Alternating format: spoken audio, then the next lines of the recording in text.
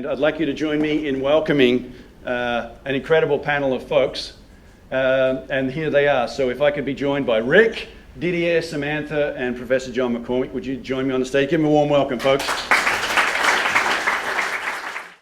So Rick is leading venture capitalist, John is leading academic, Didier is a legendary CEO, and Samantha is running arguably the best incubator here in Australia. So you've got a pretty esteemed panel of folks here who are going to talk about this, and I'm going to throw it to Rick to start us off and say, Rick, does this resonate? Is this really a renaissance that's happening?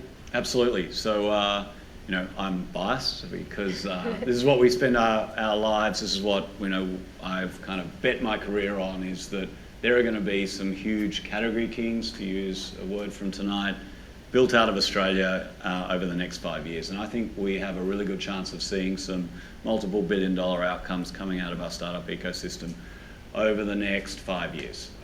And so Blackbird Ventures is the firm that I founded, and our mission is to back with capital and help the most ambitious founders in Australia who want to do things on a global scale, not just a local scale. Cool. Didier is one of those companies. Didier is the CEO of a pretty hot company. Didier, does this resonate? Is this true? Is this really what's happening?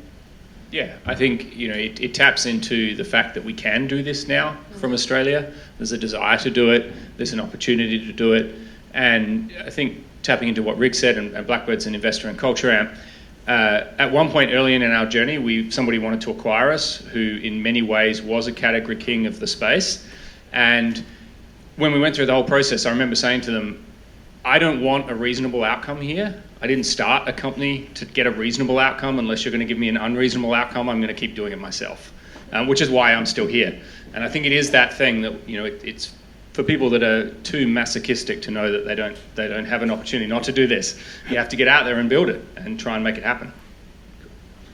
Samantha, I know you get involved in a lot of early stage ventures. Do you want to tell the audience a little bit about sort of the number of companies you look at and what you're looking for? I mean, to date we sort of really run one batch a year, and we accept sort of 6 to 8 companies. It's a very bespoke experience. We surround them with around 70 odd mentors and alumni who help them over a 12-week period to kind of build a significant and enduring business, and we find them really at the beginning of their lives.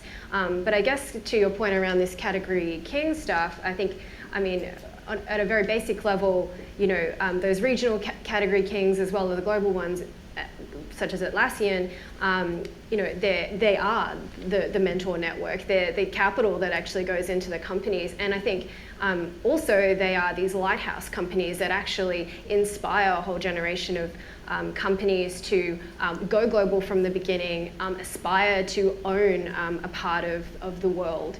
And I think that's really, really significant as well. Yeah, you need sort of role models, right? I mean, absolutely. People who have actually made $1 billion to actually point the entrepreneurs to and say, this could be you. This gives you the fuel to head after it, right? Totally. And I think, the program's been running for 6 years. It's about to launch in Melbourne in July, actually, so we'll be doubling up our intake. But the really significant difference over the last couple of years is previously all the successful, as in raised a round of funding, companies had to relocate to San Francisco to grow their companies. That trend has totally been reversed. Right. They are predominantly staying here in Australia, building their product and engineering teams here, potentially opening a satellite office in San Francisco for marketing and sales purposes, but they are invigorating the ecosystem here. Yeah, that's cool. Well, John, from Monash University, this is something you're immersed in, even the earlier stage than that. These are kids that are going through undergraduates, and how does this resonate, and how does it meet with what you're doing? Yeah, so I think universities have undergone a really fundamental change, and this is really the new normal for us now. We get a lot of students coming in who want to be entrepreneurs from the beginning. It's not something that comes to them later, and we've got a lot of successful alumni running leading companies in the tech area, not just in Australia but overseas as well. I think this is really the right time for Australia to be embracing this. There's a lot of big global political changes that make perhaps the US and Europe a little bit more difficult. Really? What would they be? 4 letters come to mind.